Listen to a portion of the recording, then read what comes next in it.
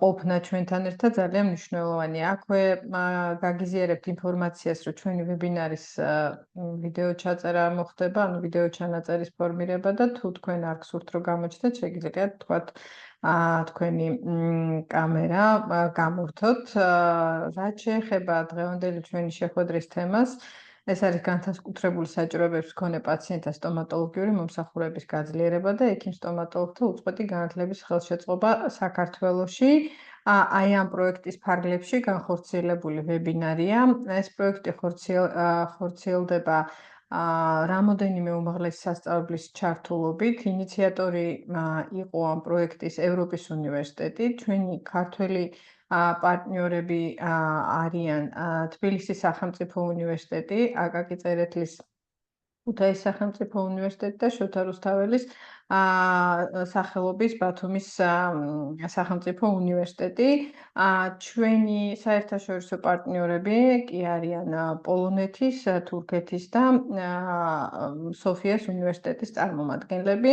მიზანი აი ამ პროექტის სამწლიანი პროექტი არის, რომელიც ჩვენ ვთვლით, რომ ძალიან კეთილშობილ და კარგ მიზანს ემსახურება. ეს არის გავზარდოთ ცნობიერება, ინფორმაცია, ცნობადობა ჩვენს კოლეგებს შორის განსაკუთრებული საჭიროებების მქონე პაციენტთა სტომატოლოგიურ მომსახურებაზე, ასევე ინფორმაცია მივაწოდოთ და სწორად მივაწოდოთ ინფორმაცია იმ პირებს, ვისაც შეიძლება ჰქონდეთ განსაკუთრებული საჭიროებები და სწორედ სტომატოლოგთან მიმართვიანობის მნიშვნელობაზე, პერიოდზე, რა დროს, რა მანიპულაციების ჩატარება შეიძლება და როდის შეიძლება, რომ ეს ყველაფერი მაქსიმალურად ეფექტურად განხორციელდეს. აი ამ ინფორმაციის სწორად მიწოდება, ცნობადობის გაზრდა არის ჩვენი პროექტის ასევე ძალიან, ასე ვთქვათ, მნიშვნელოვანი ნაწილი.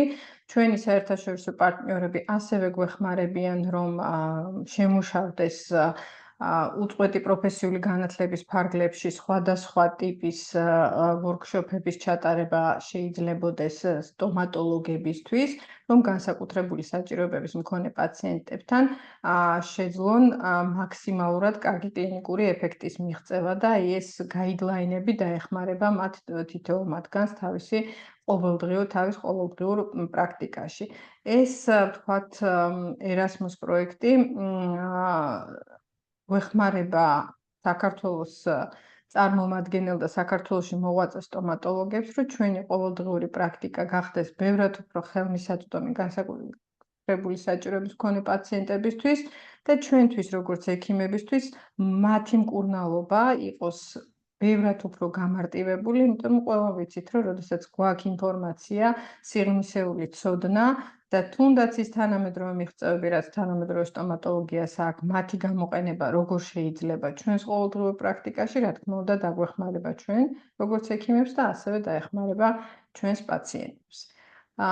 ეს, ასე ვთქვათ, მოკლე შესავალი.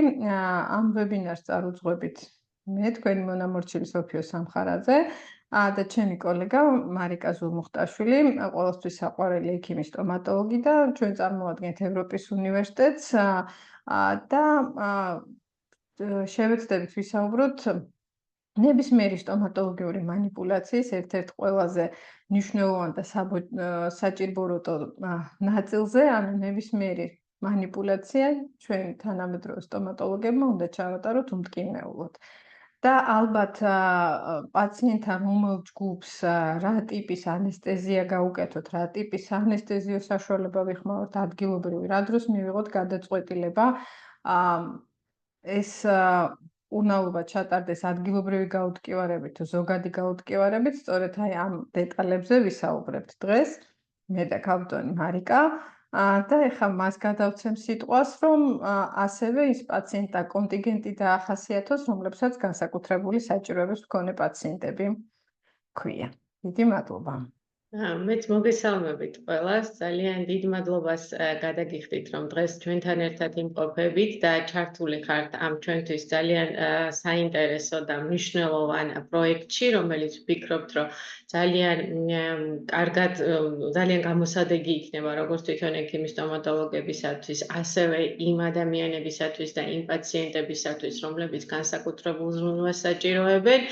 ასე რომ ძალიან გვიყვარს ეს პროექტი, იმიტომ რომ ვფიქრობთ, რომ ესეთი ორმაგი სარგებელის მოტანა შეუძლია ექიმის სტომატოლოგებისთვისაც და ამ განსაკუთრებული ადამიანებისათვის, რომელიც ყველას მხრიდან და ასევე ჩვენი მხრიდანაც განსაკუთრებულ ზრუნვას საჭიროებენ. ძალიან დიდი მადლობა ქალბატონ სოფოს ამ შესავლისთვის. აქვე დავძენ კიდევ მეც, რომ დღევანდელი ჩვენი თემატიკა შეეხება განსაკუთრებული საჭიროებების მქონე პაციენტებში ძირითადად ანესტეზიის გაკეთებას და ანესტეზიის მეთოდების შერჩევას.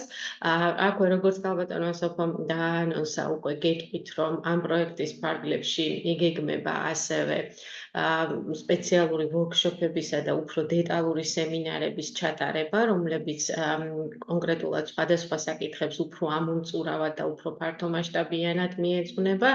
ჩვენი უცხოელი კოლეგები მუშაობენ ამ თემატიკაზე და სადღაც 2026 წლის დასაწყისში შემოგთავაზებთ ამ კურსებსაც. ჩვენი პრეზენტაციის ბოლოს მითითებული იქნება ჩვენი სოციალური ქსელების მისამართები და ვებგვერდის მისამართი. თვალყური გვადევნეთ და შესაძლებლობა გექნებათ 2026 წლის დასაწყისიდან, რომ ჩაერთოთ ამ ძალიან საინტერესო ვორქშოპებში და მიიღოთ ინფორმაცია თუ როგორ შეიძლება სხვადასხვა საკითხებში ვმართოთ განსაკუთრებული საჭიროებების მქონე პაციენტები. ხოლო დღევანდელი პრეზენტაციის ფარგლებში რამოდენიმე ისეთ საკითხზე გვინდა შევაჩეროთ და რამოდენიმე ისეთ პაციენტებზე გვინდა რომ შევაჩეროთ თქვენი ყურადღება, რომელიც განსაკუთრებით ხშირად ხდება ჩვენს პრაქტიკაში. ჩვენ ვიდრე დავიწყებდით ამ პროექტს, ჩავატარეთ ესეთი სტომატოლოგების გამოკვლევა, მათი აზრის კვლევა, სადაც მათ დააფიქსირეს თავიანთი დამოკიდებულება განსაკუთრებული საჭიროებების მქონე პაციენტების მიმართ და გამოხატეს მზაობა გაეწიათ დახმარება ასეთი პაციენტებისათვის და სამწუხაროდ იყო ისეთი პასუხებიც დაფიქსირებული, როდესაც ხანდახან სტომატოლოგები ამბობდნენ, რომ ჩვენ გვიწევს უარის თქმა პაციენტებისათვის, გარკვეული ჯგუფის პაციენტებისათვის, განსაკუთრებული საჭიროებების მქონე პაციენტებისათვის მომსახურების გაწევისთვის უარის თქმა. რაც ძალიან ესეთი სამწუხარო მომენტი იყო ჩვენთვის და ვცდილობთ, რომ აი ამ პროექტის ფარგლებში ყველა სტომატოლოგი გრძნობდეს თავის თავში დარწმუნებულობას, რომ მას შეუძლია, რომ დახმარება გაუწიოს ნებისმიერ პაციენტს, რომელსაც განსაკუთრებული საჭიროებები სჭირდება. განსაკუთრებული საჭიროებების სპექტრი საკმაოდ ფართო არის. მაგრამ დღევანდელი ჩვენი ვებინარის ფარგლებში მიმოვიხილავთ იმ ძირითად საჭიროებებს და იმ ძირითადი საჭიროებების მქონე პაციენტებს, რომლებიც ყველაზე ხშირად შეიძლება ჩვენს პრაქტიკაში შეხვდნენ. ესენი არიან, რა თქმა უნდა, გულსისწრაფთა სისტემის დაავადების მქონე პაციენტები, რომლებიც დამეთანხმებით, რომ ძალიან ხშირია ჩვენს ყოველდღიურ პრაქტიკაში, ასევე ღვიძლისა და თირკმლის უკმარისობის მქონე პაციენტები, რომელიც ასევე ხშირია, შეიძლება შედარებით ნაკლებად ჩავეკითხებით ხოლმე პაციენტებს ამ პათოლოგიის შესახებ, თუმცა ძალიან მნიშვნელოვანია ამ პათოლოგიების ცოდნა ჩვენთვის და თუნდაც იმ ისეთ манипуляციაში, როგორიც არის ადგილობრივი ანესტეზია, ძალიან მნიშვნელოვანია ამ თანმხლები პათოლოგიების გათვალისწინება. გარდა ამისა, რა თქმა უნდა, პედიატრიული პაციენტები, რომლებიც აბსოლუტურად განსაკუთრებულ მიდგომას საჭიროებენ და ხანდაზმული გერიატრიული პაციენტები, რომლებსაც თავიანთი ჯანმრთელობის მდგომარეობის თავისებურებების გამო ასევე განსაკუთრებული მიდგომები სჭირდებათ. შემდეგ ასევე ამ პაციენტებში მოვიაზრებთ ინტელექტუალური შეზღუდული შესაძლებლობების მქონე პაციენტებს, სხვადასხვა შფოთვითი აშლილობების მქონე პაციენტებს, აუტისტური სპექტრის მქონე პაციენტებს და ასევე გვინდა მიმოვიხილოთ პაციენტები ეპილეფსიით, იმიტომ რომ ზუსტად წინა კვირაში მქონდა ასეთ პაციენტთან შეხება და მივხვდი, რამდენად მნიშვნელოვანია, რომ გრძნობდე იყო საკუთარ თავში დარწმუნებული და იცოდე, რომ მას შეგიძლია გაუწიო აბსოლუტურად ადეკვატური დახმარება.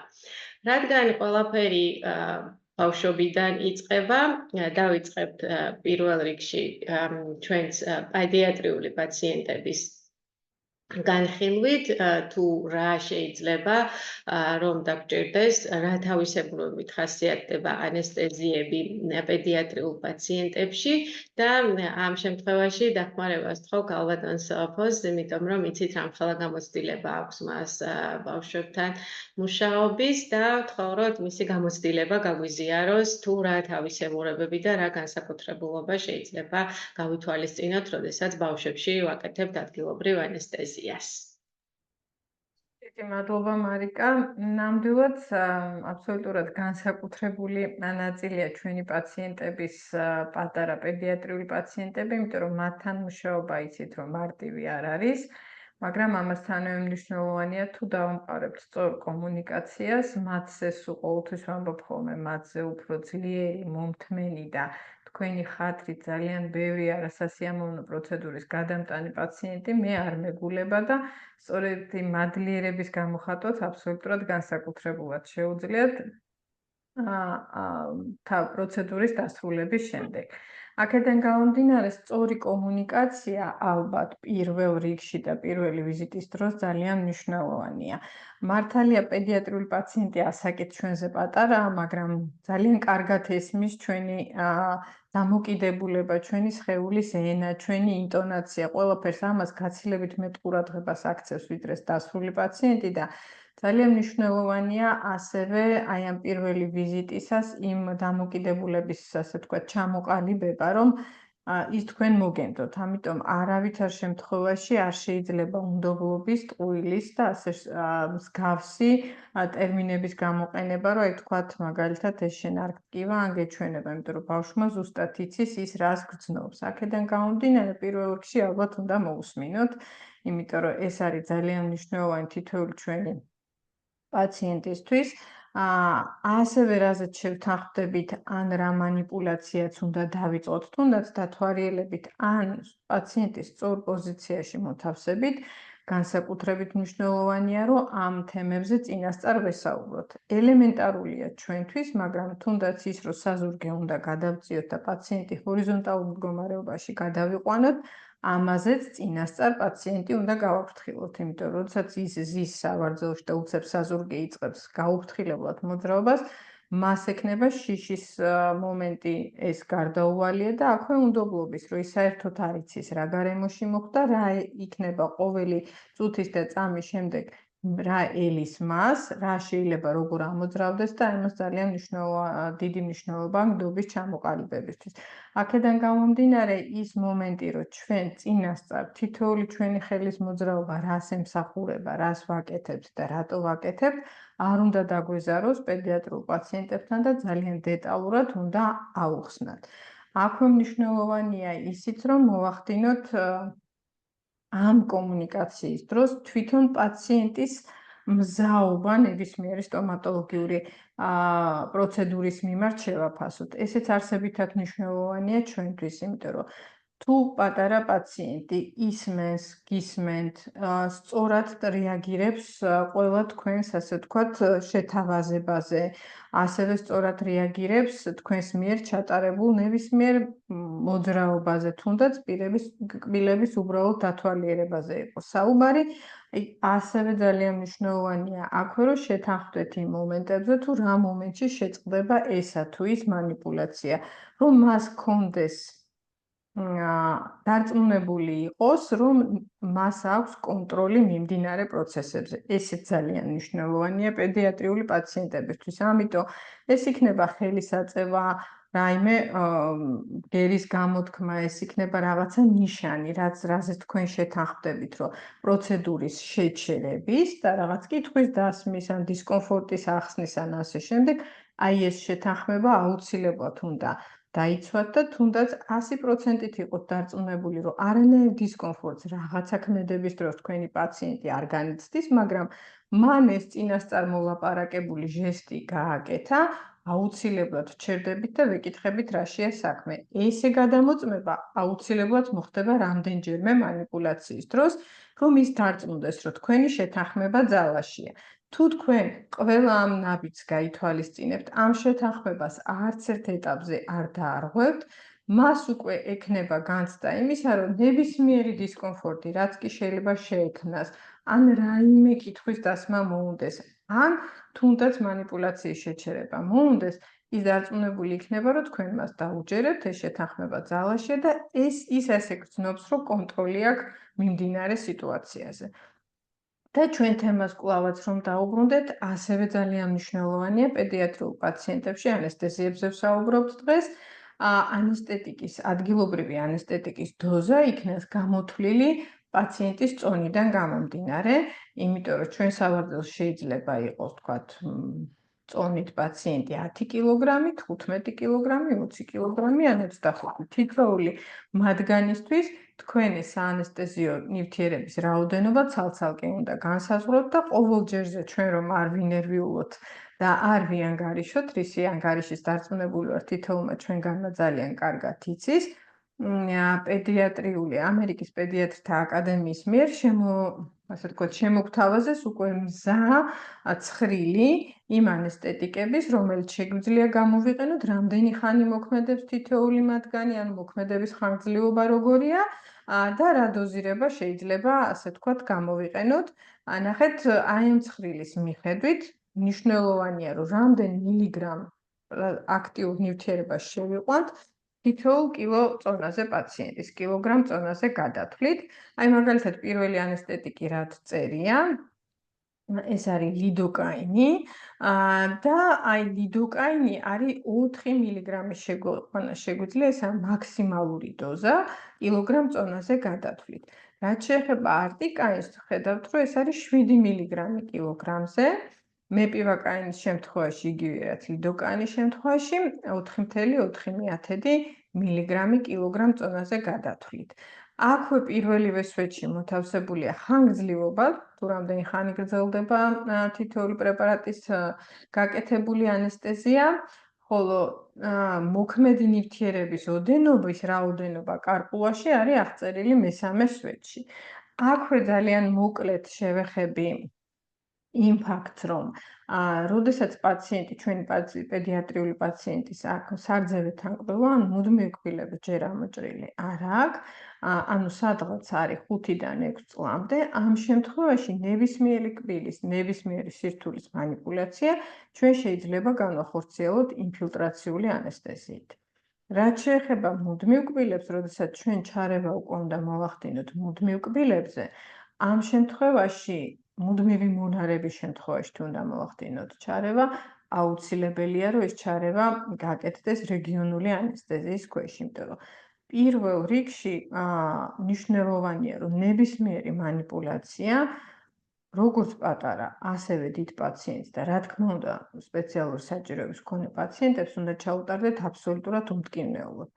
ამიტომ, ასე ვთქვათ, ავარჩიეთ ჩვენც ეს თემა ჩვენი ვებინარისთვის, იმიტომ რომ ძალიან მნიშვნელოვანია, რომ ნებისმიერი სტომატოლოგიური ჩარევა იყოს უმტკივნეულო ნებისმიერი პაციენტისთვის და განსაკუთრებით ეს მნიშვნელოვანია ბავშვთა ასაკში, იმიტომ რომ ისინი იგროვებენ გამოცდილებას მომავალში ჩვენ, ასე ვთქვათ, ჩვენი პროფილის ადამიანებთან ურთიერთობისთვის და ძალიან მაახარებს მე ის ფაქტი, რომ თანამედროვე ახალგაზრდებს და ბავშვებს ისეთი შიში სტომატოლოგების ნამდვილად აღარ აქვთ, როგორც შეიძლება ეს იყოს ჩვენი თაობის წარმომადგენლებში.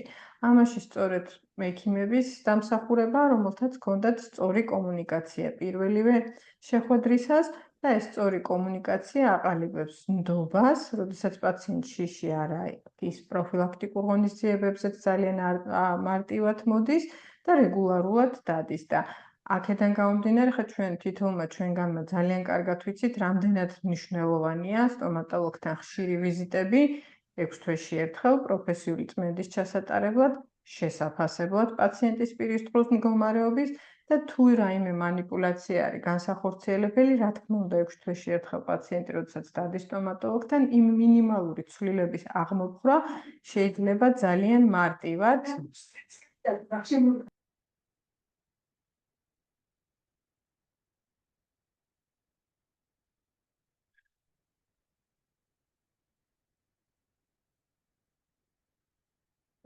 ბუდის გიხდით ტექნიკური ხარვეზისთვის, ახლა ჩაგვერთვება ქალბატონი სოფო უკვე. უკაცრავად, დიახ.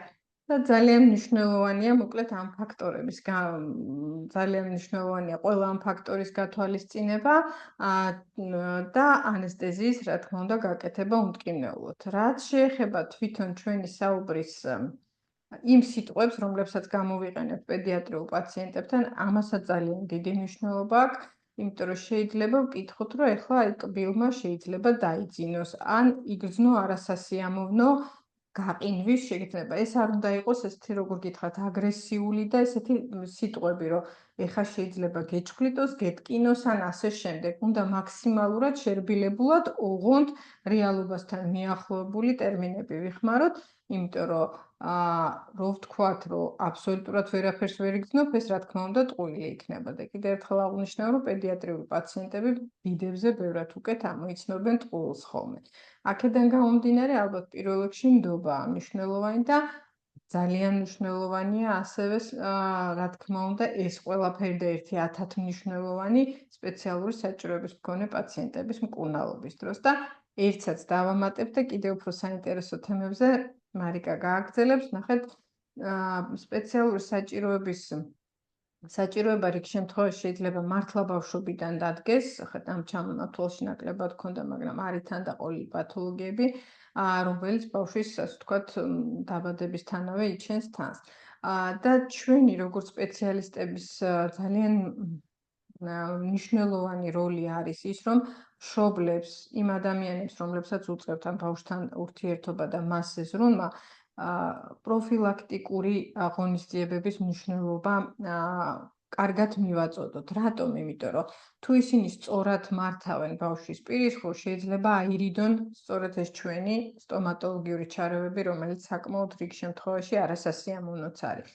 და ამაზე თავიდან ინფორმაციის სწორად მიწოდება ძალიან მნიშვნელოვანია. ამიტომ პაციენტებისთვის ახსნის, თუნდაც რამხელა მნიშვნელობა აქვს კბილების სწორ მოვლა, სწორ ინდივიდუალურ ჰიგიენას, სწორი პასტის შერჩევას ამა თუ იმ ბავშვისთვის და ამა თუ იმ სპეციალური საჭიროების მქონე პაციენტისთვის არ უნდა დაგვეზაროს, იმიტომ რომ ჩვენთვის ეს არის ცოდნა, რომელიც გვაქვს და რაღაც მომენტში ეს უკვე რუტინაში არის გადასული, მაგრამ მათთვის ამ ინფორმაციის სწორად მიწოდება ეს არის ძალიან მნიშვნელოვანი ფაქტი და არასდროს არ დაგვეზაროს მათთან ხანგრძლივი საუბარი, მათთვის ახსნა, გასაგებენაზე ახსნა, თითოეულ ამ მანიპულაციას თუ სახლში ჩატარებულ სწორი მოვლის ქმედებას რამდენ დიდი მნიშვნელობა აქვს როგორც პირისხურ ჯანმრთელობისთვის, ასევე თუნდაც ამ პაციენტების ზოგადი ჯანმრთელობისთვის.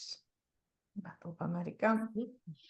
ძალიან დიდი მადლობა საფოს, ესეთი ძალიან საინტერესო და ძალიან პრაქტიკული, რაც მთავარია რჩევების გაზიარებისათვის, იმიტომ რომ ყველა ჩვენ პრაქტიკოსი ექიმები ვართ და განსაკუთრებით სასიამოვნოა ხოლმე და განსაკუთრებით ინფორმატიული, როცა ესე უშუალოდ პრაქტიკოსის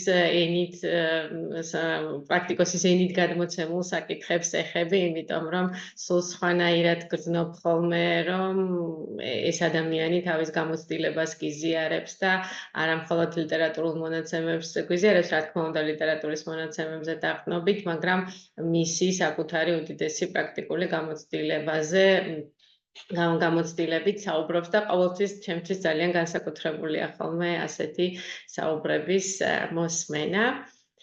დიდხანს რო აღარ შეგაყოვნოთ, ახლა გადავიდეთ ჩვენს შემდგომ თემატიკებზე, გარდა პედიატრიული პაციენტებისა, რა თქმა უნდა, განსაკუთრებული საჭიროებები უდგათ პაციენტებს, რომელთაც აწუხებთ გულსისწრაფთა დაავადებები. ესეთი პაციენტები ჩვენს პოპულაციაში და ჩვენს პრაქტიკაში ყველაზე მეტია, ამიტომ დიდხანს არ შევყომდები, უბრალოდ ვერანაირად ვერ აუარეთ გვერდი ამ პაციენტებს, იმიტომ რომ ნამდვილად ძალიან ბევრია ასეთი პაციენტები, დარწმუნებული ვარ, რომ ბევრმა თქვენთაგანმა შესანიშნავად იცის მათი მართვა, თუმცა რამოდენიმე ძალიან მნიშვნელოვან საკითხს მინდა ხაზი გაუსვა, რაც უნდა გავითვალისწინოთ ასეთი პაციენტების ტკივილის მართვისას. რა თქმა უნდა, ყველამ ძალიან კარგად ვიცით, რომ ეპინეფრინს იგივე ადრენალინს გააჩნია სისწრაფთა შემავიწროვებელი ეფექტი და პაციენტებში, რომელთაც გულსისწრაფთა დაავადებები აქვთ და აქვთ გულის რიტმის მომატებისა და არტერიული ძნევის მომატების რისკი, ასეთ პაციენტებში სიფრთხილით უნდა გამოვიყენოთ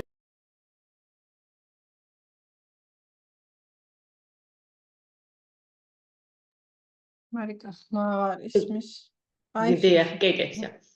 რა თქმა უნდა, ასეთ პაციენტებში სიფრთხილით უნდა გამოვიყენოთ ისეთი საანესტეზიო საშუალებები, რომლებიც შეიცავენ სიწარღვის შემავიწროვებელ საშუალებებს, კერძოდ ეპინეფრინს, იგივე ადრენალინს, მაგრამ გარდა ამისა არის ერთი ფაქტორი კიდევ გასათვალისწინებელი, რომ ასეთი პაციენტები ძალიან ხშირად ღებულობენ ბევრ სხვადასხვა მედიკამენტებს, როგორიც არის მაგალითად ასპირინის შემცველი მედიკამენტები, ეგრეთ წოდებული სისხლის გამათხელებელი მედიკამენტები, როგორც თვითონ უწოდებენ ხოლმე მათ პაციენტები, ასევე ღებულობენ სტატინებს, ბეტა-ბლოკატორებს და ანგიოტენზინ გარდაქმნილი ფერმენტის ინჰიბიტორებს.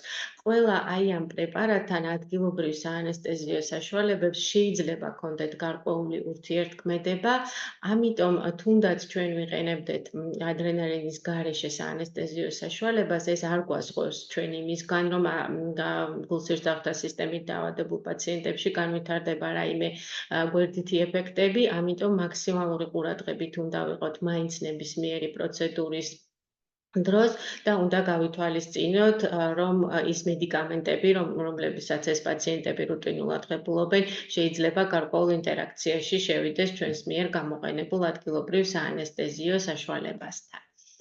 ახლა კონკრეტულად რომ განვიხილოთ ის მედიკამენტები, რომლებიც ძირითადად გამოიყენება და მეთანხმობით, რომ საქართველოში ძირითადად გამოიყენება სამი მედიკამენტი, ეს გახლავთ ყველასათვის კარგად ცნობილი არტიკაინი, ლიდოკაინი და მეპივაკაინი.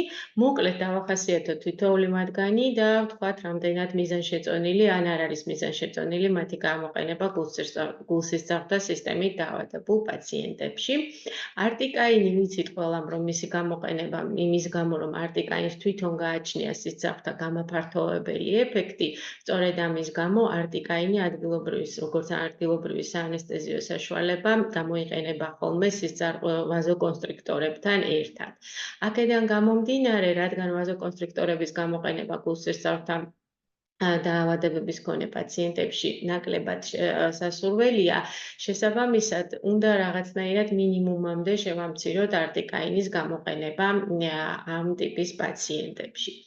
ასევე ყურადღებით უნდა ვიყოთ ლიდოკაინის გამოყენებისას ასეთ პაციენტებში, იმიტომ რომ ლიდოკაინს გარდა იმისა, რომ იგი ასევე გამოიყენება ვაზოკონსტრიქტორთან ერთად და მისი გამოყენებისასაც ასევე ფრთხილად უნდა ვიყოთ მსგავსად არტიკაინისა.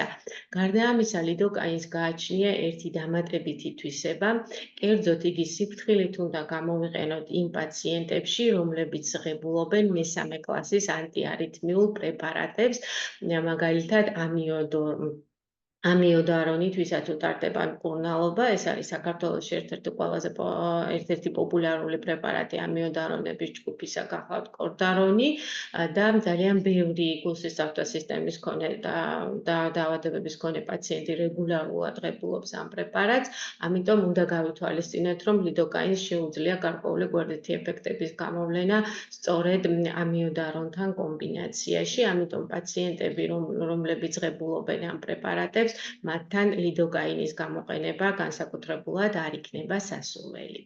და ბოლოს მეპივაკაინი. მეპივაკაინს ვიცით, რომ ყველაზე ნაკლებად გააჩნია სისხლძარღვთა შემავიწროვებელი გამაფართოვებელი ეფექტი და შესაბამისად მისი გამოყენება შესაძლებელია ვაზოკონსტრიქტორის გარეშე. აქედან გამომდინარე, სწორედ გულსისხლძარღვთა სისტემის პაციენტებისათვის ერთ-ერთი ასე ვთქვათ პირველი რიგის არჩევითი პრეპარატი ადგილობრივი ანესტეზიისას უნდა იყოს მეპივაკაინის პრეპარატები, რომლებიც არ შეიცავენ ეპინეფრინს, თუმცა აქაც ესე მთლად სრულყოფილად მშვიდად რომ ვიყოთ ამისი უფლება ნამდვილად არ აქვს და მეპივაკაინით საკმაოდ სიფრთხილით უნდა იქნას გამოყენებული. თუმცა ხანდახან ხვდებით ხოლმე ისეთ მოსაზრებას, თითქოს არტიკაინის გამოყენება და ვაზოკონსტრიქტორების გამოყენება აბსოლუტურად უკუნაჩვენებია გულსისხლძარღვთა პაციენტებში, ანუ თითქოს არაფრით მაინც არ შეიძლება ამ პრეპარატების გამოყენება გულსისწავთა დაავადების მქონე პაციენტებში, თუმცა ეს ასე არ არის. Რა თქმა უნდა, პირველი რიგის არჩევითი პრეპარატი ამ პაციენტებში გახლავთ მეპივაკაინი, თუმცა ადგილობრივი ანესტეზიისათვის არტიკაინის გამოყენებაც შესაძლებელია, დასაშვებია, აბსოლუტურად აკრძალული არ არის. ოღონდ რა თქმა უნდა, მინიმუმამდე უნდა დავიყვანოთ მისი დოზირება და თუ კი შესაძლებელია, ასევე გამოვიყენოთ ვაზოკონსტრიქტორის მინიმალური კონცენტრაცია. კერძოდ გამოვიყენოთ განზავებით 1-200-თან. როგორც ვიცით, ხა საქართველოში ბოლო წლებში გარკვეულწილად დადგა რიგი ანესტეტიკების ესეთი დეფიციტი და ამ ბოლო დროს შედარებით ნაკლებად გვხვდება ხოლმე პრეპარატები ადრენალინის განზავებით 1-200-თან, თუმცა გულსისწავთა სისტემის დაავადებების მქონე პაციენტებში სწორედ თუ კი ვიყენებთ არტიკაინს, სასურველი იქნებოდა და რეკომენდირებული, რომ ეპინეფრინის დოზა იყოს 100,000-თან. გარდა ამისა, ჩვენს პრაქტიკაში გვხვდება ასევე ღვიძლისა და თირკმლის უკმარისობის მქონე პაციენტები. ამ პაციენტებში ასევე გარკვეული ფაქტორებია გასათვალისწინებელი. პირველ რიგში კი აუცილებლად უნდა განვიხილოთ და ძალიან მოკლედ შევეხოთ თვითონ ანესტეტიკების ფარმაკოდინამიკასა და ფარმაკოკინეტიკას, იმიტომ რომ ორგანიზმში შეყვანის შემდეგ ადგილობრივი ანესტეტიკები, როგორც ერთ-ერთი ქიმიური პრეპარატები, აუცილებლად განიცდიან მეტაბოლიზმს ორგანიზმში, ისინი გადამუშავდებიან და გამოიყოფიან შიგნით თირკმლების საშუალებით. მათი პირველადი მეტაბოლიზმი ძირითადად ხდება ხოლმე ღვიძლში, ღვიძლის ფერმენტების საშუალებით, ღვიძლის ესთერაზების საშუალებით და შემდეგ მათი გამოყოფა ღვიძლის ფერმენტების საშუალებით ისინი გარდაიქმნებიან წყალში ხსნად ნივთიერებებად და შემდეგ მათი გამოყოფა ხდება თირკმლების საშუალებით. შესაბამისად, იმ ადამიანებში, ვისაც აქვთ ღვიძლისა და თირკმლის ფუნქციების უკმარისობა, ან მათი დარღვევა და გარკვეული სხვადასხვა დაავადებები, დარღვეული არის აი ამ ანესტეტიკების დაშლისა და ორგანიზმში მეტაბოლიზირებისა და ორგანიზმიდან გამოყოფის ჩვეულებრივი პროცესები.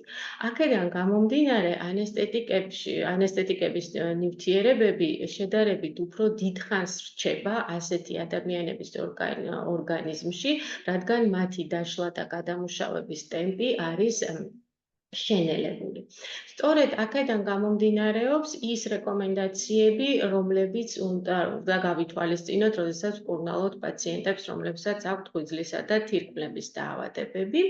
კერძოდ იმის გამო, რომ ეს ანესტეტიკები შედარებით ნელა გამოიყოფიან ორგანიზმიდან, უნდა გამოვიყენოთ მათი შემცირებული დოზები, რა თქმა უნდა, მინიმალური რეკომენდირებული დოზა და ასევე საჭიროა, რომ თუნდაც ერთ ვიზიტში თუ გვიწევს დავუშვათ ერთ ვიზიტში დამატება დოზის, ის პირველი დოზა თუ კი არ იქნა საკმარისი და იმავე ვიზიტში საჭიროა დამატებითი დოზის ადმინისტრირება, ჯობია რომ გარკვეული პერიოდი იყოს გასული, იმისათვის რომ ორგანიზმს მივცეთ საშუალება, რომ შენელებული მეტაბოლიზმის პირობებში მაინც მოახდინოს ამ ადგილობრივი საანესტეზიო საშუალების გადამუშავება, ან თუ კი პაციენტების დაბარება გვიწევს რამდენიმე ვიზიტზე, თუ კი დიდ რეაბილიტაციას ვასრულებთ და რამდენიმე ვიზიტზე გვიწევს ადგილობრივი ანესტეზიით მუშაობა, ასეთ შემთხვევაში სასურველია, რომ ვიზიტებს შორისაც გავზარდოთ ინტერვალები, იმისათვის, რომ ორგანიზმს სწორედ შენელებული მეტაბოლიზმის პირობებში მივცეთ საშუალება,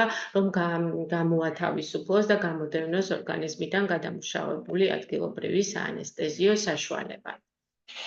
აქვე ისევ რომ განვიხილოთ იმ სამი საანესტეზიო საშუალებასთან კონკრეტულად მათთან მიმართებაში, თუ რამდენად შესაძლებელია მათი გამოყენება ღვიძლისა და თირკმლის დაავადების მქონე პაციენტებში, აქ ისევ და ისევ ფარმაკოდინამიკა და ფარმაკოკინეტიკა უნდა მოვიშველიოთ.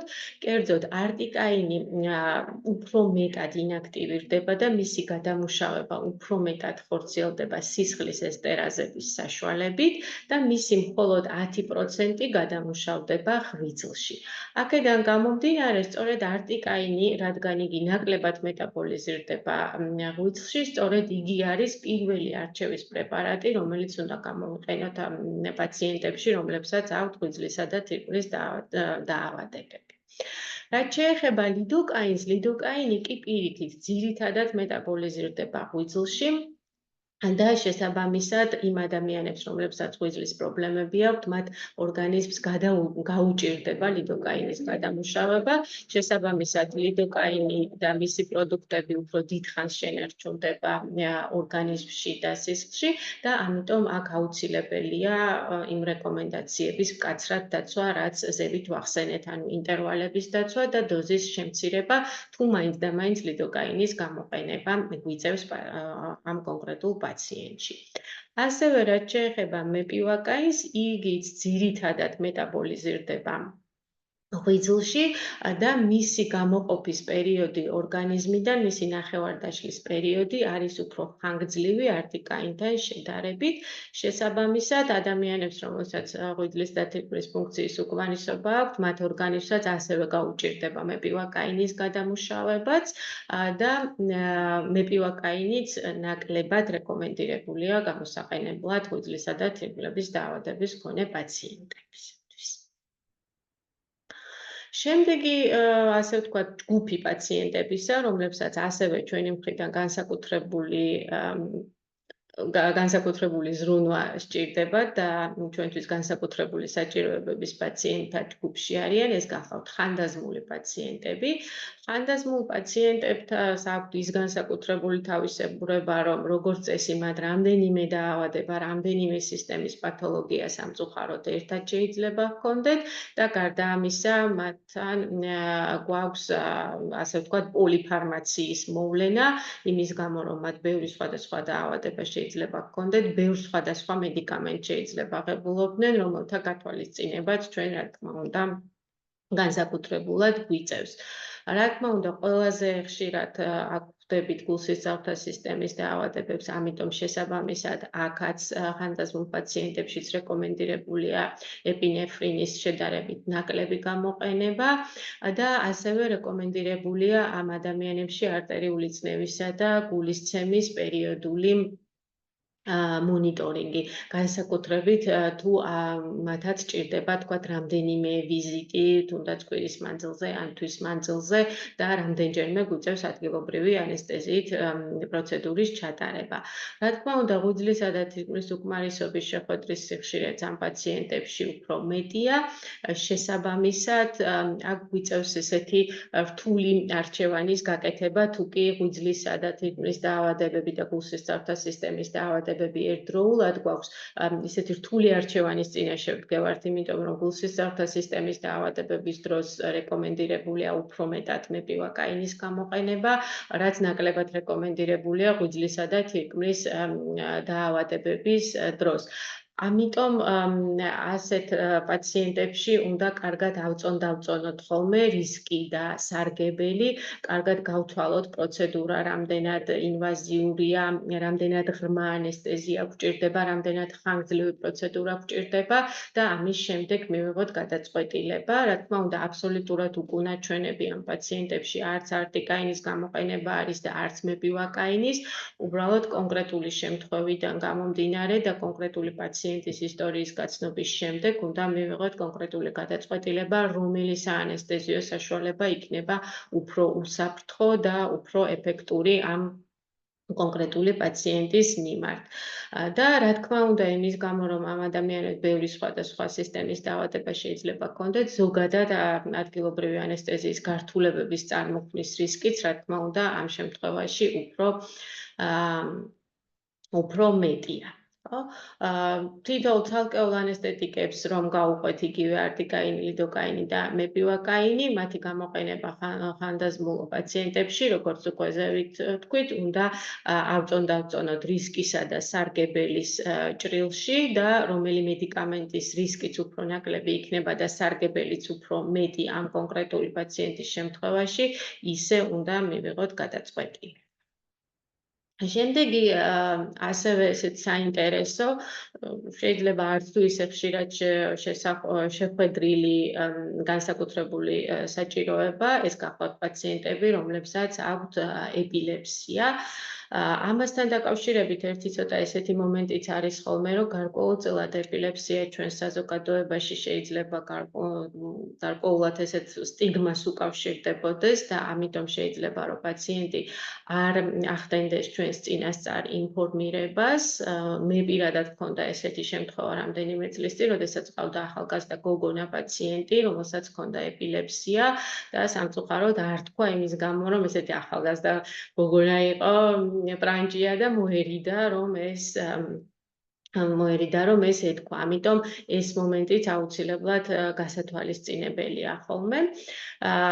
ეპილეფსიის დროს ადგილი აქვს ტვინში გარკვეული უბნების ჰიპერაქტივობას, მათ ზედმეტად აგზნებას და ჩვენ კონკრეტულ თემასთან დაკავშირებით, სხვათა შორის ადგილობრივ საანესტეზიო საშუალებებთან დაკავშირებით, აქ გვაქვს ესეთი ძალიან საინტერესო მომენტი, რომ პირიქით ადგილობრივი საანესტეზიო საშუალებები თუ კი ისინი გამოიყენება თერაპიული დოზით, თუ კი არა გვაქვს ზედმეტი დოზის გამოყენება და გადაჭარბებული დოზის გამოყენება, მათი არსიდან გამომდინარე თქმულავენ პირიქით ნერვული უჯრედების აქტივობას, ხომ?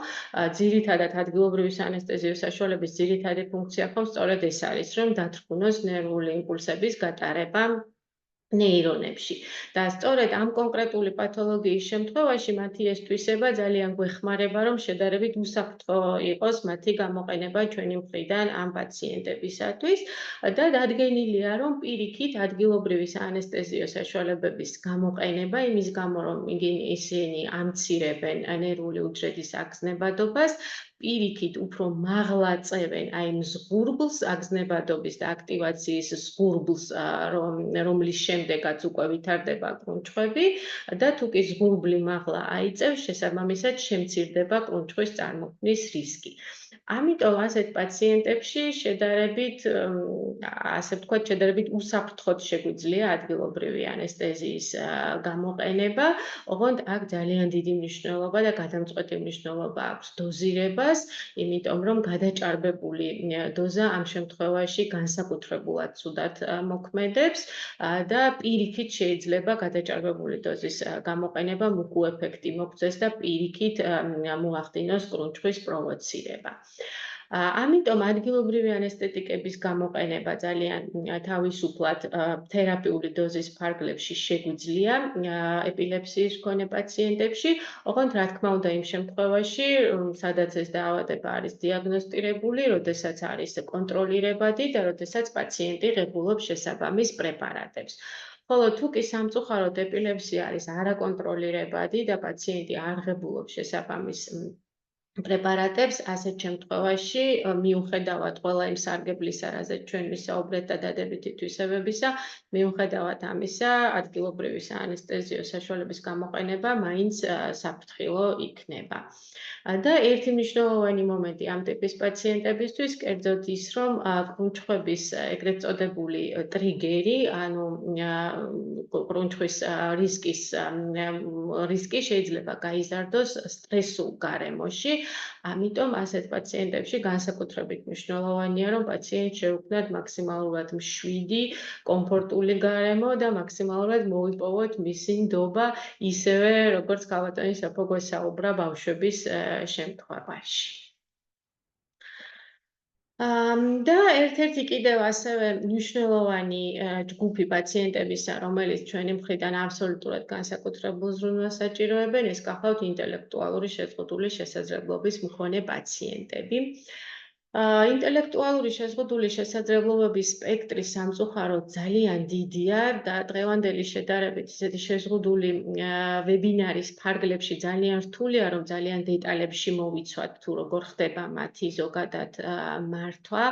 მათთან განსაკუთრებული მნიშვნელობა ენიჭება, როგორც ქალბატონმა სოფომ ახსენა, პროფილაქტიკას და მათთვის პირისწყლის ჯანმრთელობის შესახებ ინფორმაციის მიწოდებას, ასევე მათ შემთხვევაში გარკვეული ესეთი ქცევის მართვას ამაზე ჩვენ როგორც დასაწყისში დავაანონსეთ, გეგმავთ საკმაოდ ესეთი უფრო ღრმა და მეტი ინფორმაციის მომცველი სემინარების ჩატარებას გაზაფხულიდან, ასე რომ იმედი გვაქვს, რომ იქ უფრო დეტალებში შევძლებთ ამ თემატიკას ჩაუღრმავდეთ. თუმცა მოკლედ დღევანდელი ვებინარის ფარგლებში რაც შეგვიძლია ვთქვათ ის არის, რომ ასეთ პაციენტებში ტკივილის მართვა ძირითადად მნიშვნელოვნად არის დამოკიდებული იმაზე, თუ რა ხარისხის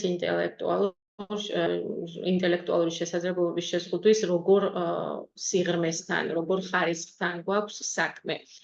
თუ ყავს პაციენტი, რომელსაც აქვს შედარებით მსუბუქი ან საშუალო სიმძიმის ინტელექტუალური შესაძლებლობების შეზღუდვა, აქ შეიძლება და თუ კი პაციენტთან კომუნიკაცია არის შესაძლებელი, შეგვიძლია გამოვიყენოთ სხვადასხვა ესეთი ქცევის მართვის ტექნიკები, რითითაც დავიმსახურებთ მათ ნდობას და შევძლებთ, რომ გავაკეთოთ და ჩავატაროთ შესაბამისი ადეკვატური ანესთეზია. ძირითადად ქცევის მართვის ტექნიკებზე უფრო ღრმად საუბარი, რა თქმა უნდა, ფსიქოლოგების საქმეა და იმ ადამიანების, რომლებიც მუშაობენ იმ სოციალური მუშაკების, ასე ვთქვათ, რომლებიც მუშაობენ ამ ტიპის ადამიანებთან, თუმცა სულ რამდენიმე ტექნიკას ძალიან ისე სწრაფად გავივლით. პირველი ტექნიკა ეს არის უთხარი აჩვენე გააკეთე, რომლებიც ბავშვებთანაც ძალიან წარმატებულად გამოიყენება. აუცილებლად უნდა აუხსნათ პაციენტს თითოეული პროცედურის არსი, თუნდაც ანესთეზიის არსი, აუხსნათ, გავაგებინოთ მისთვის გასაგებად და შედარებით ესეთი მარტივი სიტყვებით. შეგვიძლია ვაჩვენოთ კიდევაც, მაინც და მაინც ხან ემსის თავი შეიძლება არ ვაჩვენოთ, რომ პირიქით უარყოფითი რეაქციები არ გამოვიწვიოთ, მაგრამ რაღაცა შეიძლება მოვიფიქროთ, რომ და სუმთლად ესეთი უცხო არ იყოს ჩვენი პაციენტისათვის ის ტექნოლოგია, რასაც ვიყენებთ ანესთეზიის გაკეთებისას, ვაჩვენოთ და თუ შესაძლებლობა არის, თვითონაც გავაკეთებინოთ. ასევე თუ კი რაიმე ფაქტორი განსაკუთრებულად იპყრობს ჩვენი პაციენტის ყურადღებას და განსაკუთრებულად აღიზიანებს და განსაკუთრებით შიშს ქმნის, მასში შეგვიძლია ეს ფაქტორი მოუხსნათ, რამდენადაც ეს შესაძლებელია ან არ ვაჩვენოთ. ასევე შესაძლებელია სხვადასხვა რელაქსაციის ტექნიკის გამოყენება, ყველაზე მარტივი თვითონ სტომატოლოგისთვისაც სასწავლებლად და შესასრულებლადაც ეს გახლავთ კონტროლირებადი სუნთქვის ვარჯიშები, თუნდაც ყველაზე მარტივი, რომ ვთხოვოთ ჩვენს პაციენტს და მასთან ერთად ღრმად ჩავისუნთქოთ და მერე ღრმად ამოვისუნთქოთ, ესეც შეიძლება რაღაც კუთხით გამოგვადგეს და შემდეგ, რა თქმა უნდა, შესვენება და ყურადღების გადატანა სხვა საკითხებზე, რომ აი ეს სტრესული გარემო ოდნავ შემცირდეს ჩვენი პაციენტისათვის. და რა თქმა უნდა, შემდეგ თუ კი საქმე გვაქვს ესეთი მძიმე ან ღრმა ინტელექტუალური შესაძლებლობების შეზღუდვასთან, ამ შემთხვევაში უკვე პაციენტი უნდა გადამისამართდეს ან სედაციაზე, ან ზოგად ნარკოზზე, რომელზედაც ოდნავ მოგვიანებით ვისაუბრებ. მანამდე მინდა ერთი შედარებით თანამედროვე ტექნოლოგია ძალიან მოკლედ გაგაცნოთ, რომელიც არის რომელიც შეეხება თვითონ ანესთეზიის ჩატარების ტექნიკას. ეს გახლავთ სპეციალური მოწყობილობები, რომელიც შემუშავებულია იმისათვის, რომ მაქსიმალურად შემცირდეს დისკომფორტი უშუალოდ ანესთეზიის პროცესში. ერთ-ერთი ძირითადი ფაქტორი, უშუალო ობიექტური ფაქტორი, რომელიც განაპირობებს ანესთეზიის და ინექციის დროს ტკივილს, ეს არის ხსნარის შეყვანის სიჩქარე და ხსნარის შეყვანის წნევა. აქედან გამომდინარე, სტომატოლოგიურ ინდუსტრიაში არის შექმნილი სპეციალური კონსტრუქციები, სპეციალური ინსტრუმენტები, სადაც სწორედ ეს ხსნარის შეყვანის სიჩქარე და მისი წნევა არის ავტომატურად კონტროლირებადი. თვითონ ამ მოწყობილობებში არის შიგნით ჩატვირთული კომპიუტერული ავტომატური სისტემა, რომელიც ავტომატურად არეგულირებს შეყვანის სიჩქარეს და შეყვანის წნევას. დასაწყისში იყო ისეთი კონსტრუქციები, მათი განვითარების დასაწყისში, სადაც უბრალოდ წინასწარ იყო განსაზღვრული ეს წნევა და სიჩქარე ხსნარის შეყვანის, ხოლო ახლა უკვე თანამედროვე ეტაპზე ეს აპარატებიც დაიხვეწა და მათ აქვთ კონკრეტული სენსორი, რომელიც გრძნობს ქსოვილების წინააღმდეგობას და უშუალოდ გაკეთების მომენტში ქსოვილების წინააღმდეგობიდან გამომდინარე არეგულირებს სითხის ნაკადსა და სითხის ნაკადის შეყვანის სიჩქარეს. აქედან გამომდინარე, ესეთი დამატებითი ხელსაწყოები, რა თქმა უნდა, ნებისმიერი პაციენტისთვის ძალიან სასურველია მათი გამოყენება, თუმცა განსაკუთრებულად რეკომენდირებული და განსაკუთრებულად ასე ვთქვათ, სარგებლის მომტანი მათი გამოყენება შეიძლება იყოს სწორედ განსაკუთრებული საჭიროებების მქონე პაციენტებში, განსაკუთრებით იმ პაციენტებში, რომელთაც აქვთ ინტელექტუალური შესაძლებლობების შეზღუდვა. და ბოლოს შეიძლება ერთი წამით შეიძლება დავამატკი კი ბოდიში. აი წინასვლაც ხო, აი თუ დაბრუნებთ საკმაოდ კომფორტულია ასეთი მოწყობილობების გამოყენება პირველი, იმიტომ რომ ძალიან ნაკლებად გავს ტრადიციულ საინექციო, ასე ვთქვათ, საშუალებებს და აქედან გამომდინარე ესეთი საშიში შესახედაობაც ბევრად ნაკლებად აქვს. და აქვე აღსანიშნავია ის ფაქტიც, რომ მე როგორც ვახსენე პედიატრიულ პაციენტებში, ხო, ამ შემთხვევაში ესეთი მოწყობილობები ძალიან კარგად მუშაობს, იმიტომ რომ ტექნიკასთან ერთად, რომლებიც მარიკა მაგალითად აღწერა, ყურადღების გადატანას თუ ასე ვთქვათ, გავითვალისწინებთ ნებისმიერი სახის გამოყენებული საინექციო საშუალებისგან მიუხედავად, თუ ჩვენ პაციენტს ვთხოვთ, რომ აი ჩხვლეტის მომენტში, როცა ჩვენ უნდა უჩხვლიტოთ, მას მივცემთ რაღაცა მინიშნებას და ან ხელს ავაწევინებთ, ან ფეხს ავაწევინებთ, ან რაღაცა ხმას გამოვაცემინებთ, პაციენტის გონება ერთვება აი ამ ფუნქციის შესრულებაზე. ანუ თქვათ ის, რომ ძალისხმევა მიმართოს, რომ ფეხი სწორ დროს აწიოს და ჩვენ მოგვისმინოს, ან ხელი აწიოს, ან ამ დროს რაიმე თქვას, ან რაიმე ბგერა გამოთქვას და ის დისკომფორტი, რომელიც აი ამ ინექციის ერთ მომენტს თან ახლავს, მინიმუმამდე ამ შემთხვევაში დაყვანილი. აქვე ძალიან მნიშვნელოვანია გავითვალისწინოთ ის ფაქტიც, რომ აი მაგალითად ბავშვებზე საუბრისას მე როგორც გითხარ, თქვათ, სარძევე კბილებზე მუშაობის შემთხვევაში ინფილტრაციული ანესთეზია როგორც ზედაყბაზე, ისე ქვედაყბაზე ძალიან კარგად მუშაობს. აი ესეთი მოწყობილობები საშუალებას გვაძლევენ, რომ პლუს დავამატოთ ინტრასეპტალური ანესთეზია, როგორც დამატებითი ფორმა ანესთეზიის და ეს რაში გვეხმარება, იცით, რომ პატარებში, სადაც ძვალი და კორტიკალური ფირფიტა ძალიან თხელია, ინტრასეპტალური ანესთეზიის დამატების შემთხვევაში, რა თქმა უნდა, მედიალურადაც და დისტალურადაც ხდება სასის, მაგალითად ზედაყბაზე ან ქვედაყბაზე სასკენა და იმისკენა მხარის ღრძილის ანესთეზირება, ანუ გაუტკივარება. და დამატებით თქვათ, გრძნობიარე უბანში ჩხვლეტა თქვენ აღარ გიწევთ და ეს კიდე რაში გვეხმარება, როდესაც ჩვენ როგორც ვესტიბულარული, ისევე ორალური მხარე გვაქვს რეალურად ანესთეზირებული, ძალიან მარტივია ამ პაციენტებში შემდგომში უკვე საიზოლაციო სისტემების გამოყენება, იმიტომ რომ არ ტკივათ აი ამ ეწოდებული კლამპის მოთავსება და დისკომფორტს ეს არ უქმნის.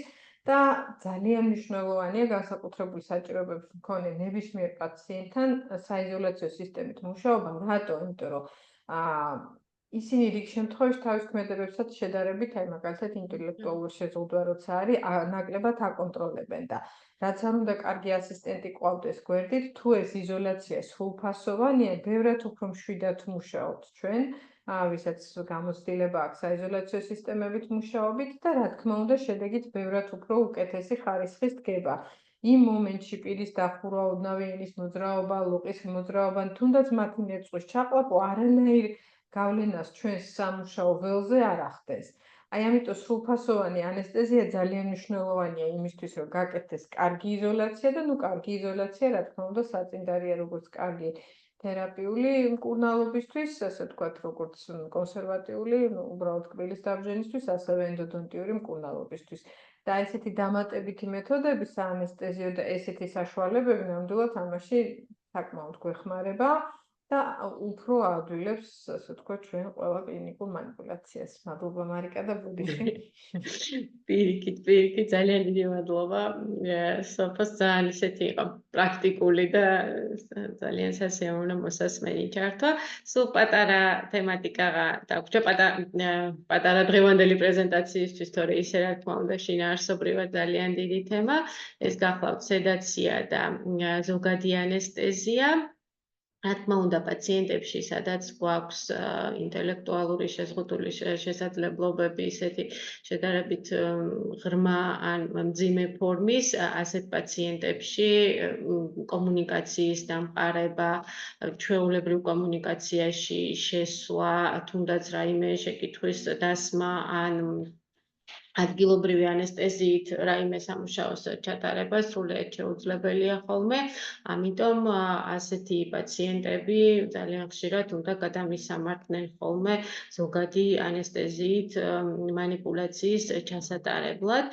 საქართველოს კანონმდებლობით ზოგადი ანესტეზია უნდა ჩატარდეს ჰოსპიტალში, ამბულატორიულ და სტომატოლოგიური პოლიკლინიკის პირობებში მისი ჩატარება რეკომენდირებული არ არის, აქედან გამომდინარე, საქართველოში გვიწევს ხოლმე ასეთი პაციენტები გადავამისამართოთ შესაბამის ჰოსპიტალებში, სადაც აქვთ სტომატოლოგიის და ზოგადი ანესტეზიის და ჰოსპიტალური სექტორის ისეთი კომბინაცია, რომელიც საშუალებას იძლევა, რომ სტომატოლოგიური მკურნალობა მათ ჩაუტარდეთ ზოგადი ანესტეზიით.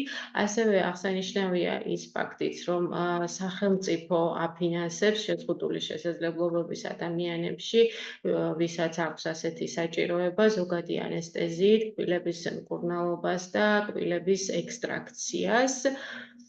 და ამისათვის საჭიროა, რომ პაციენტმა მიმართოს შესაბამის იმ დაწესებულებას, სადაც მას შეიძლება, რომ გაეწიოს დახმარება სედაციით ან ზოგადი ანესტეზიით.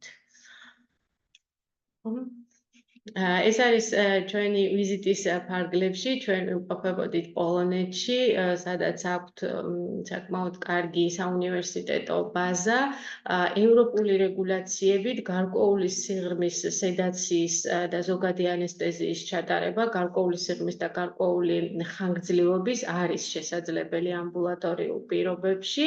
იქ ტარდებოდა სწორედ საუნივერსიტეტო კლინიკაში ზოგადი ანესტეზიით მკურნალობა ამბულატორიულ პირობებში და ეს არის ერთ-ერთი ჩემი საყვარელი ფოტო, სადაც შეზღუდული შესაძლებლობების პაციენტს უტარდება დახმარება ზოგადი სტომატოლოგიური მკურნალობა, ზოგადი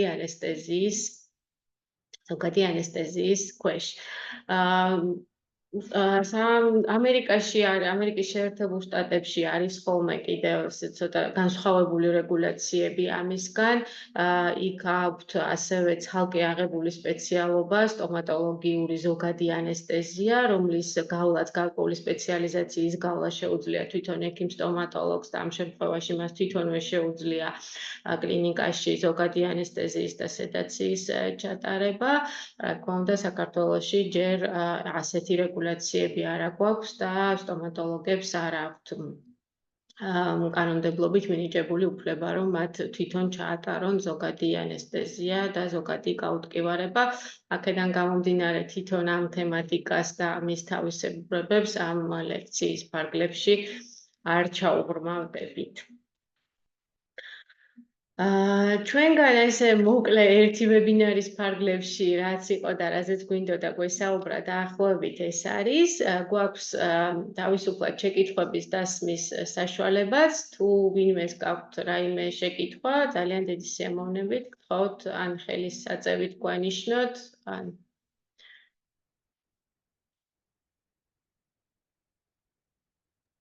ან თუნდაც მოიწეროთ საერთო ჩატში. ხო, შეგიძლიათ ჩატშიც კი.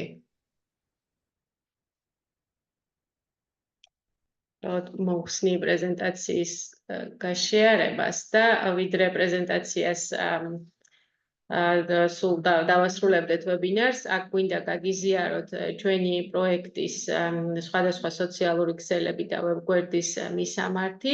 თუ კი რაიმე შეკითხვა გექნებათ, აქაც შეგიძლიათ ნებისმიერ დროს მოგწეროთ და ვეცდებით, რომ ამომწურავი პასუხი გაგცეთ თქვენს კითხვებზე, ნებისმიერ კითხვაზე, რომელიც შეიძლება რომ შეეხებოდეს განსაკუთრებული საჭიროებების ადამიანებს.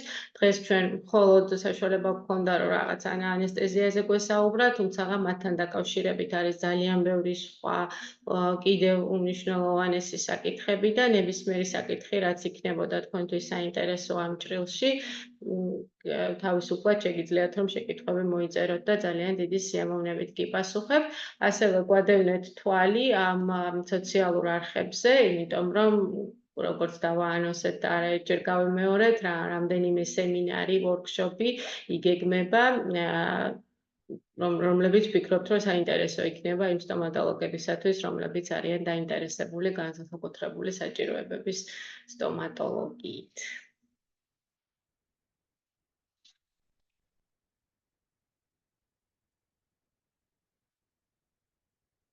ეს მეგონი შეკითხვა. კი.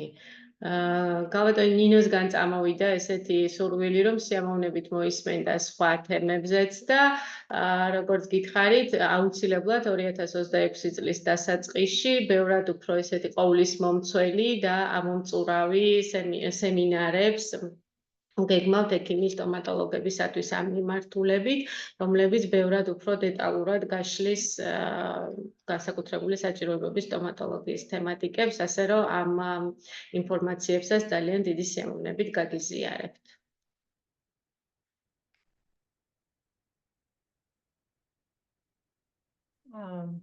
ესეთი შეკითხვა, თრომბოფილიის შემთხვევაში ანესტეზიის სპეციფიკა. როდესაც პაციენტს მსგავსი მდგომარეობა აქვს, პირველი, რასაც ვაკეთებთ, ნამდვილად უკავშირდებით გააჩნია რა ასაკისაა მის მკურნალ ექიმს, რომელიც არის ჰემატოლოგი და გარკვეულწილად თან ბავშვებში მაგალითად პედიატრიც შეიძლება იყოს, მიზეზს ვარკვევთ. ისინი ნიშნავენ სპეციფიურ პრეპარატებს, რომელიც ანესტეზიო ნივთიერების გაკეთებამდე რამდენიმე დღით ადრე უნდა იქნას მიღებული და ამ ფონზე ჩვენს მიერ ჩატარებთ. თუ კიდევ ერთხელ ვამბობ, მართვადია ეს თრომბოფილია. რამდენიმე დღით ადრე ღებულობენ აი ამ პრეპარატებს და შემდგომში ტარდება უკვე ანესტეზია ჩვეულებრივად. ანუ ჩვენ როგორც სტომატოლოგები ამ პროცესს არასდროს არ მართავთ. ეს არის ჰემატოლოგების და ძირითადად მკურნალი ექიმების პრეროგატივა. აი შეგვიძლია გითხრათ. შაქრიანი დიაბეტის შემთხვევაში, ბავშვებში შაქრიანი დიაბეტის შემთხვევაში, ხო. იცით რა, ამ შემთხვევაში რა თქმა უნდა, სასურველია რომ ადრენალინის შემცველობა იყოს შედარებით უფრო რეგულირებადი, ანუ 1-200.000-თან და ეს არ გამოვიყენოთ ფორტე შემცველი ანესტეტიკები. შაქრიანი დიაბეტის შემთხვევაში ძალიან მნიშვნელოვანია რომ პაციენტების დაბარება მოხდეს დილის საათებში, რომ ისინი არ იყვნენ დაღლილები, манипуляция არ გრძელდებოდეს ძალიან დიდი დროის განმავლობაში, ანუ არ იყოს ხანგრძლივი, იმიტომ რომ თქვენთან მოსვლამდე მათ პრეპარატებიც მიღებული აქვს, საკვებიც მიღებული აქვს და პირიქით ყველაზე ხშირი გართულება სტომატოლოგიურ სავარძელში შაქრიანი დიაბეტის მქონე პაციენტებისთვის არის ჰიპოგლიკემია. რომ აი ხანგრძლივი ჩარევის დროს შეიძლება აი ამ ვთქვათ საშიშროების წინაშე დავდგეთ და აქედან გამომდინარე დილას დასვენებულზე და შედარებით რაღაცნაირად უნდა დავყოთ ჩვენი манипуляციები, მაგალითად თუ ენდოდონტიურ მკურნალობას ვატარებთ, არ არის აუცილებელი რომ გვირგვინის რესტავრაციაც იმავე სეანსში გაკეთდეს. სასურველია რომ აი ეს манипуляციები შეძლებისდაგვარად მოხდეს მათი დაყოფა.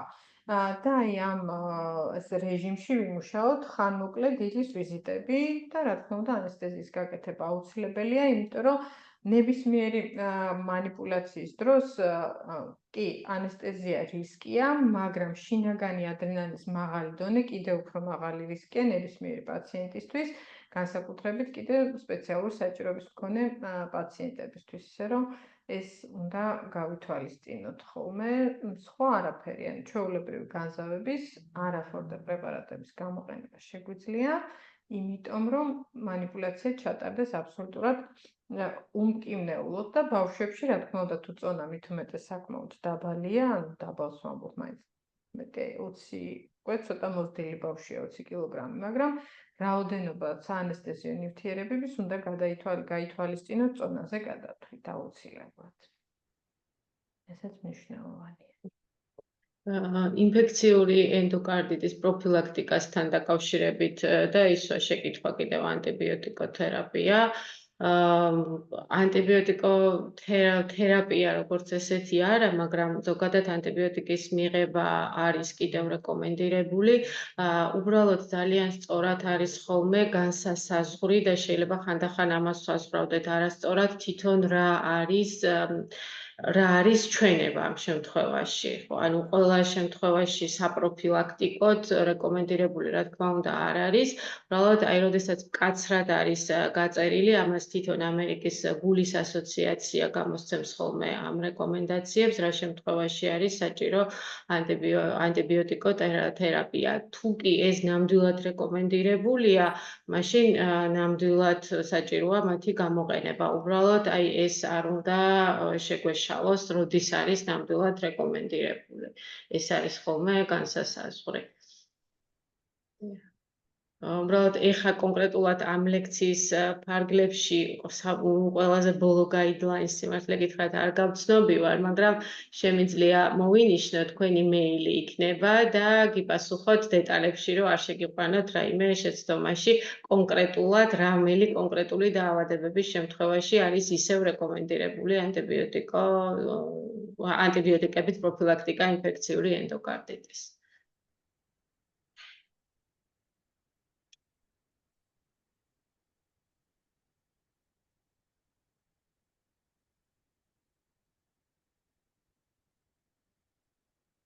მაშინ დავამატებ, მე მგონი შეკითხვები არა, აი ბოლო მარიკას არ იყოს ბოლო არც მე არ გავცნობი, მაგრამ ნამდვილად დატოვებულია, როდესაც უკვე რაიმე ჩარევა განხორციელებულია და გარკვეული ხელოვნური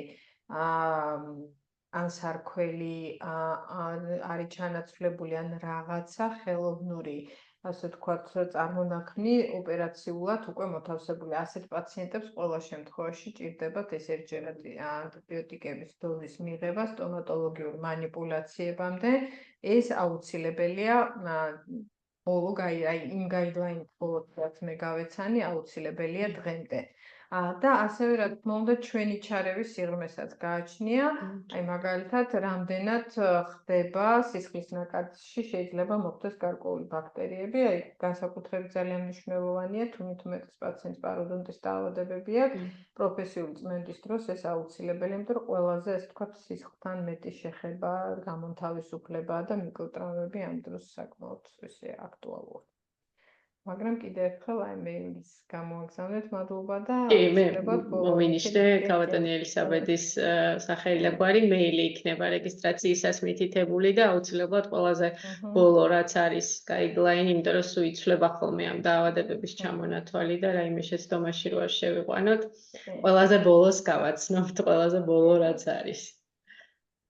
რაც შეეხება ონკოლოგიურ პაციენტების შემთხვევაში ანესთეზიის გაკეთება შეგვიძლია და აქ მე მინდა აღვნიშნო, რომ ძალიან მნიშვნელოვანია თუნდაც ეს ჩართვები და ერთ-ერთი ჩვენი ესეთ შეხვედრა ვორქშოპი, რომელსაც დაგვირდით და დავაანონსეთ, იქნება სპეციალურად ონკოლოგიური პაციენტების მართვა.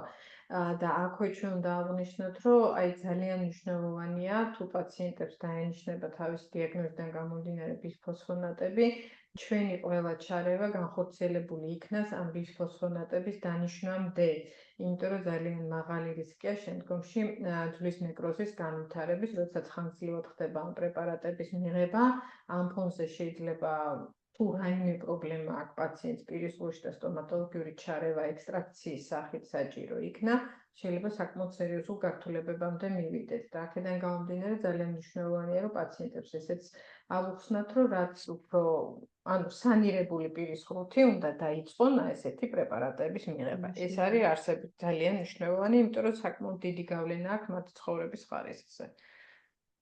ისეთი გართულებები შეიძლება იყოს. ორსული პაციენტები და ანესთეზია. რა თქმა უნდა, კი ესე ძალიან ასე ვთქვათ, მკინეული და მნიშვნელოვანი თემაა. აქვე შეიძლება გარკვეული სიახლე არც იყოს, რადგან გეტყვით, მაგრამ ყველამ ვიცით ალბათ, რომ მნიშვნელოვანია, რომ შუა ტრიმესტრში ან მეორე ტრიმესტრში მოხდეს მაქსიმალურად ყველა ჩარევის განხორციელება. აქვე იყო ესეთი მითი, რომ ადრენალინის და ეპინეფრინის შემცველი ანესტეზიის გაკეთება არასასურველია ორსულობის დროს, იმიტომ რომ არ მოხდეს თქვათ სპონტანური შეკუმშვა საშუალოსნოსი, მაგრამ იმ დოზით და ნორმალური დოზირებით, რასაც ჩვენ უნდა ვაკეთებთ და რუტინულად გამოვიყენებთ მაქსიმალურად 1 ან 2 კარპულა და თუ ორსულიც, ასე ვთქვათ, მას არ აქვს უკვე მომატებული ტონუსი და რაიმე დამძიმებული მდგომარეობა, მაშინ ჩვენი საანესტეზიო საშუალება და ადგილობრივი ანესტეზია არანაირ საფრთხეს არ უქმნის. პირიქით ის ტკივილი და დისკომფორტი, რაც მას შეიძლება პირის ხურში ჰქონდეს, ბევრად უფრო დამაზიანებელი იყოს და თუნდაც ტკივილგამაყუჩებელების დიდი დოზით მიღება და ბევრჯერ მიღება ბევრად უფრო პრობლემატური იყოს ორსული პაციენტისთვის, ვიდრე ჩვენს მიერ ჩატარებული რაიმე манипуляციები. ისე რომ განსაკუთრებული პროტოკოლი ამ შემთხვევაშიც არ გვაქვს. იმ საანესტეზიო ხსნარებას ანესთეტიკებს ხმარობთ, რაც ჩვეულებრივად რამდენადაც ანუ ნახეთ, ამერიკაში ბევრად უფრო პოპულარულია ლიდოკაინი, რომელიც დღემდე იხმარება და FDA-ის რეკომენდაცია არის ორსულებში ლიდოკაინის გამოყენება. ევროპაში არტიკაინის ჯგუფი ბევრად უფრო პოპულარულია და გამოიყენება და ფართედ გამოიყენება, იმიტომ რომ ამერიკაში საკმაოდ გვიან შევიდა არტიკაინის ჯგუფის პრეპარატები, მაგრამ როგორც ესეთი როგორ გითხრათ, FDA-ის-ნაირი ორგანიზაციის მიერ რეკომენდებული რომ ორსულებში არტიკაინის გამოყენება არ შეიძლება, ესე ევროპას არ აქვს. ესეთი მკაცრი რეგულაცია.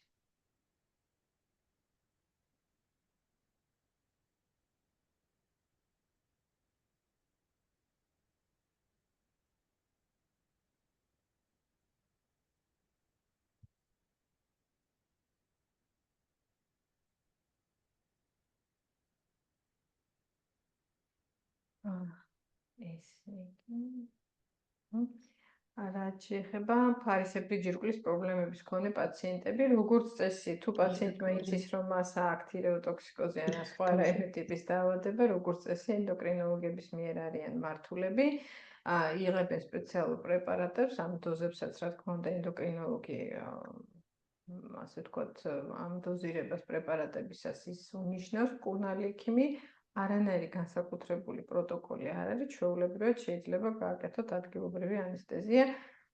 თუ არის რაღაცა განსაკუთრებული საჭიროება, ამ შემთხვევაში უბრალოდ უნდა მოვერიდოთ მაღალი ადრენალინის მიცველ პრეპარატებს, ანუ ფორტე, რასაც ქვია, და ჩვეულებრივი განზავების პრეპარატები 1-200-დან გამოყოფა.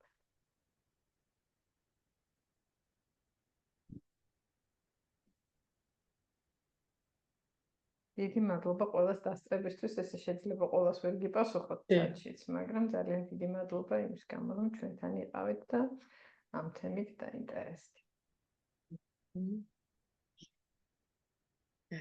ძალიან დიდი მადლობა კიდევ ერთხელ ყველას. და თუ კი შეკითხვები აღარ გვაქვს, მაშინ შეგვიძლია დავასრულოთ დღევანდელი შეხვედრა, თუმცა ჩვენი ურთიერთობები ამითი არ სრულდება, როგორც დღეს უკვე ბევრჯერ გითხარით და კიდევ უფრო ბევრად ღრმა თემებით და ღრმა განხილვებით დაგიბრუნდებით 2026 წლის დასაწყისში.